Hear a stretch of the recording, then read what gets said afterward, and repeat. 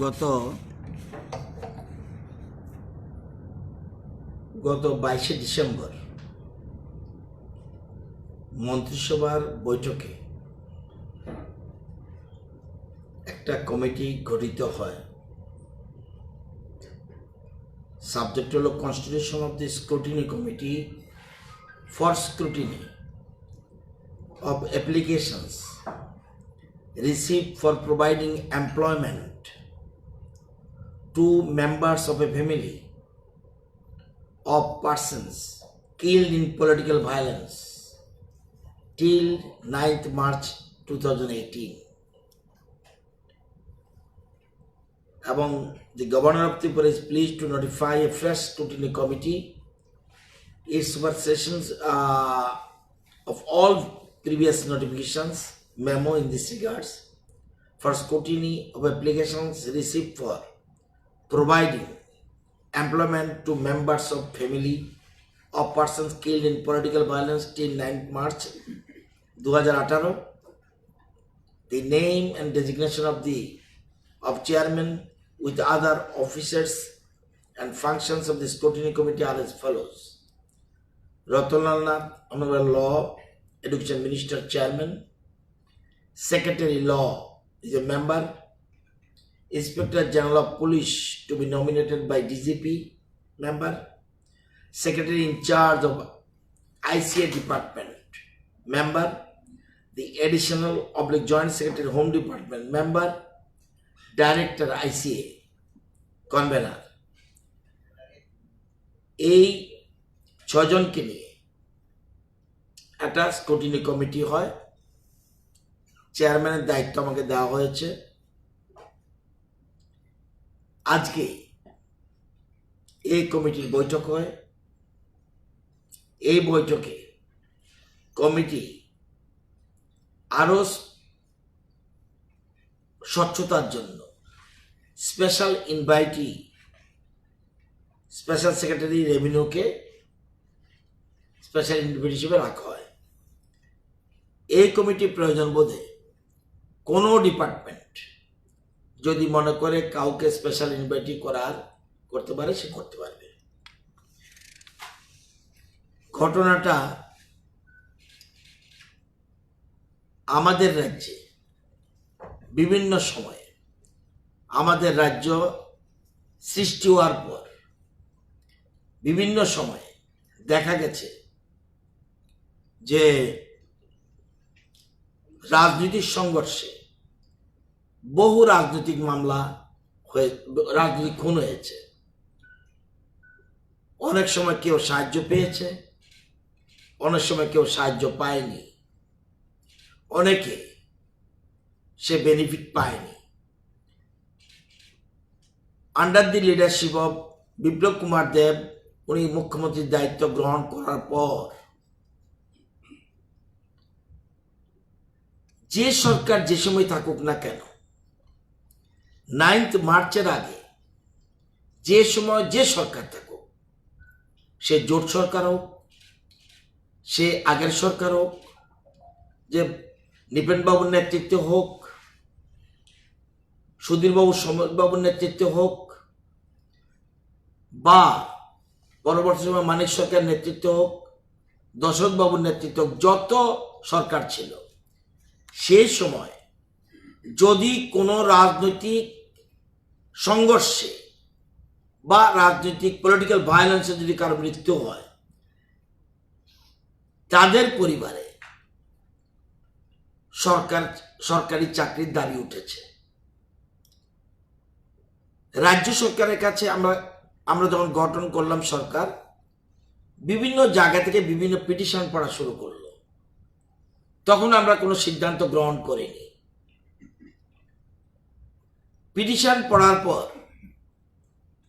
এইসব যারা রাজনৈতিক সন্ত্রাসে খুন হয়েছে তাদের পরিবারের কথা চিন্তা করে আমাদের রাজ্য সরকার যখন দরখাস্তগুলি পড়েছে, এই দরখাস্তগুলি পুলিশের কাছে এবং এসডিএম ডিএমকে দিয়ে জেনারেল অ্যাডমিনিস্ট্রেশনের ইনকোয়ারি করে এনে এবং এসপির মাধ্যমে পুলিশ ইনকোয়ারি করে এনে এগুলি 10টা কেস সামনে আসায় এই 10টা কেসকে সামনে রেখে 22/12/2020-তে মন্ত্রিসভার বৈঠকে সিদ্ধান্ত হয়, না, এদের পরিবারকে, যদি পরিবারে কোনো যোগ্য ব্যক্তি থেকে থাকে এবং এলিজিবল যদি হয়, যদি তার পরিবারে কোনো রকম আর কেউ চাকরি না থাকে সরকারি, সেই ক্ষেত্রে তাদের পরিবারকে চাকরি দেওয়ার জন্য ক্যাবিনেট সিদ্ধান্ত গ্রহণ করে। এবং 22 তারিখের পরে 23 ডিসেম্বর রাজ্য সরকার থেকে আইসিআই দপ্তর থেকে একটা বিজ্ঞপ্তি জারি করা হয়, আমাকে চেয়ারম্যান করে, বাকি যে মেম্বার বললাম তাদেরকে নিয়ে। আজকে এই কমিটির প্রথম বৈঠক হয়। আমাদের সামনে 10টা কেস ছিল, সেগুলি পুলিশ ডিপার্টমেন্ট থেকে ইনকোয়ারি হয়ে এসে এবং সিভিল অ্যাডমিনিস্ট্রেশন থেকে এসডিএম ডিএম হয়ে এসে ইনকোয়ারি ডিসি লেভেল পর্যন্ত সবকিছু হয়ে এসে রিপোর্টগুলি গভর্নমেন্টের কাছে ছিল। এই গভর্নমেন্টের যে জিনিসগুলি ছিল ইনকোয়ারি করার পরে আজকে মিটিংয়ে প্লেস করা হয়। এই প্লেসে প্রথম মিটিংয়ে আমরা 10টা কেসের মধ্যে 60টা কেসকে রিকমেন্ড করি যে তাদেরকে yes they are fit for the employment এবং পলিটিক্যাল ভায়োলেন্সের কারণে তারা পেতে পারে। 3টা কেস আমরা পারিনি। একটা শ্রীমতী অয়নিকা ভট্টাচার্য ব্র্যাকেটে Pal, wife of late Biswajit Pal, Milan Chakra, Adarshapalli, West Tripura. এটা জেনুইন হলো this is a case of political violence হলেও যেহেতু আমাদের কাট অফ ডেট আমাদের বলা হয়েছে 9 মার্চ, ঘটনা 24/6/2018, সুতরাং আমাদের কিছু করার নেই। কমিটির বাইন্ড ডাউন করে দেওয়া হচ্ছে 9 মার্চের মধ্যে যত অতীতে সবগুলি কেসকে আসবে। আমরা 3টা কেস পারিনি, বাকিগুলিকে রিকমেন্ড করেছি এবং রিকমেন্ড করেছি। মারা গিয়েছিল বীরলাল সরকার 23/2017-তে মারা গিয়েছিল। তার পরিবারকে রিকমেন্ড করেছে, তাদের পরিবারে উপযুক্ত লোক রয়েছে, আর্নিং মেম্বার নেই। যে মারা গেছে সে আর্নিং মেম্বার, তার কেসকে আমরা রিকমেন্ড করেছি। আমরা রিকমেন্ড করেছি ডিসি গৌর হরি মলসুম, এটা আমরা রিকমেন্ড করেছি। আমরা রিকমেন্ড করেছি অমূল্য মালাকার, তার বাড়ি হলো রাজনগর পিয়ার বাড়ি। আমরা চানমোহন ত্রিপুরা কেস রিকমেন্ড করেছি, বাড়ি হলো দলপতি গন্ডাছড়া। আমরা টুনু শুক্ল বৈদ্য আমরা রিকমেন্ড করেছি, তার বাড়ি উনকোটি। আমরা রিকমেন্ড করেছি সুনীল চন্দ্র দেব, বাড়ি হলো নর্থ ত্রিপুরা কাঞ্চনপুর। আমরা রিকমেন্ড করেছি নিশিকান্ত চাকমা, আমরা রিকমেন্ড করেছি। 10টা কেসের মধ্যে 60টা কেস পলিটিক্যাল ভায়োলেন্সে মৃত্যু হয়েছে।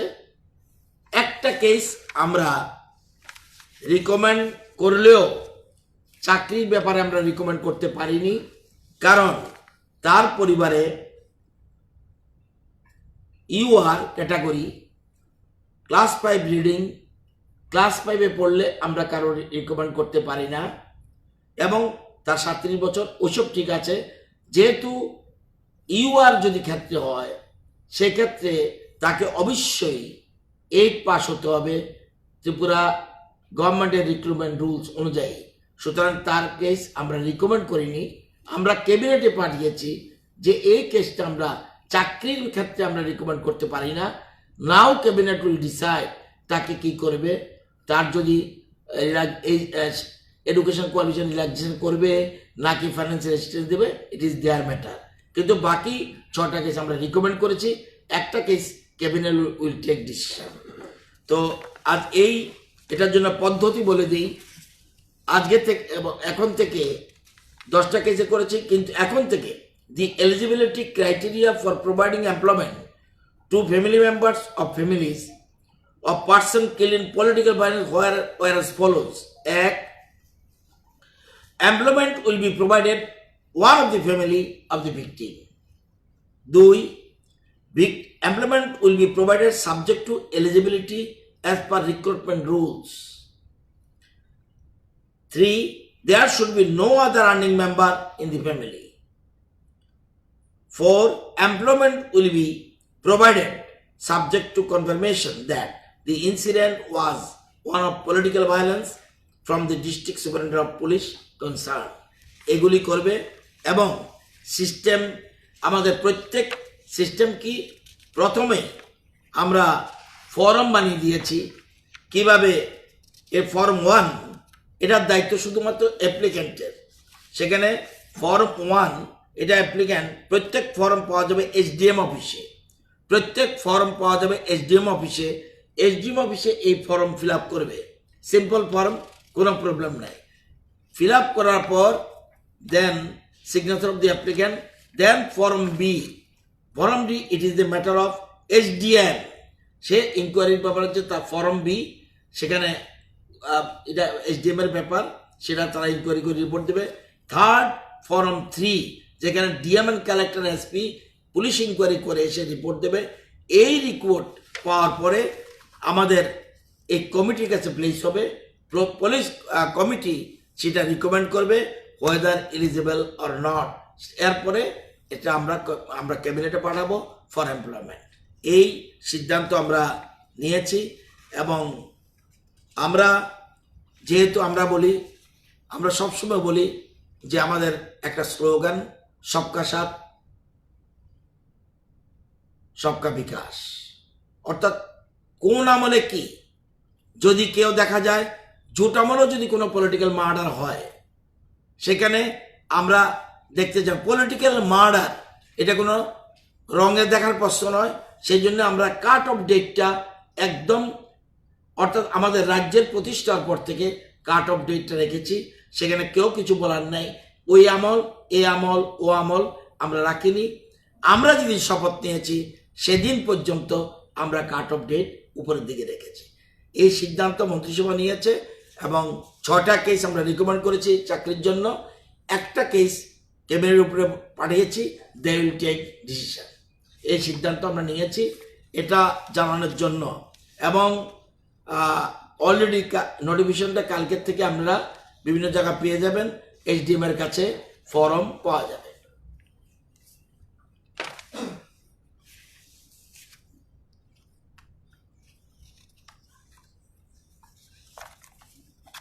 কোনো কিছু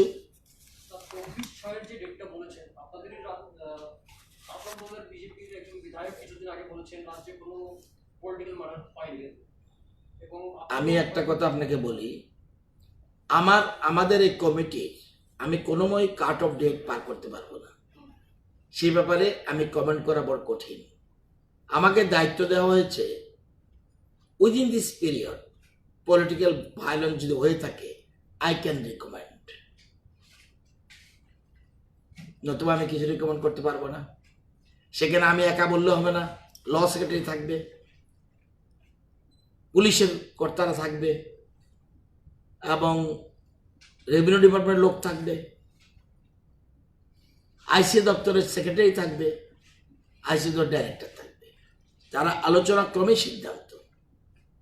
সুতরাং পরবর্তী সময় পলিটিক্যাল মার্ডার যদি হয়েও থাকে, আমি জানি না, যদি হয়েও থাকে আমি এই মুহূর্তে বলতে পারছি না পলিটিক্যাল মার্ডার হয়েছে কিনা, কিন্তু হয়েও থাকলে যদি ধরে নেই হয়েছে, আমি এ ব্যাপারে কোনো রিকমেন্ড করার কোনো সুবিধা নেই।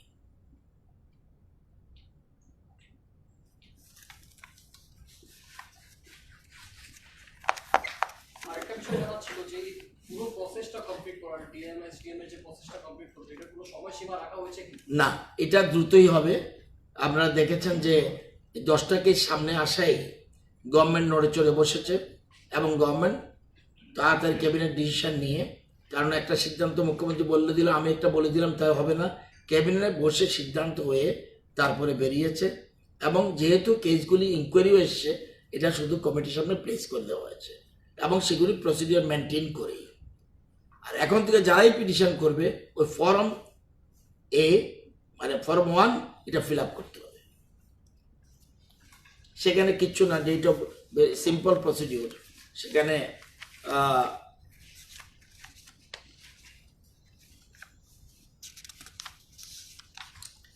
সেখানে আছে name of the applicant, father's name, present address, permanent address, indicate the address for correspondence, date of birth, nationality of the applicant, education qualification, marital status of the applicant, whether it's CST, preference for job, preference for place posting, name of deceased, father's husband, name of the deceased, occurrence of the incident, police station, case number, এগুলি সব mention করে যা form করে, এটা কিচ্ছু না, সবখানি থাকবে।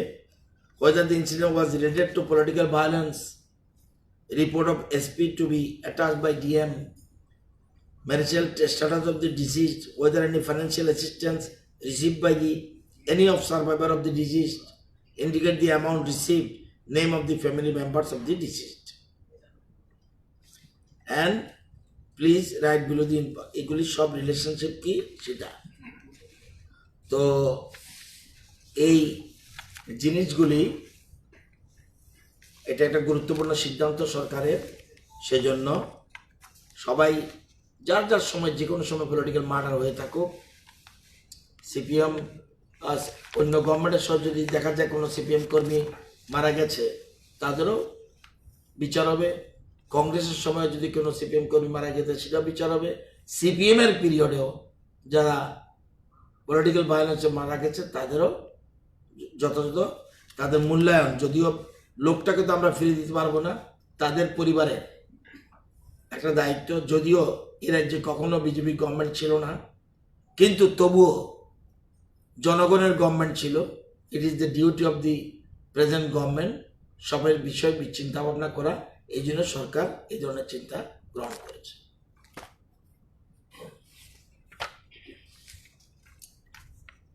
আর যেহেতু আগামী দিন 25শে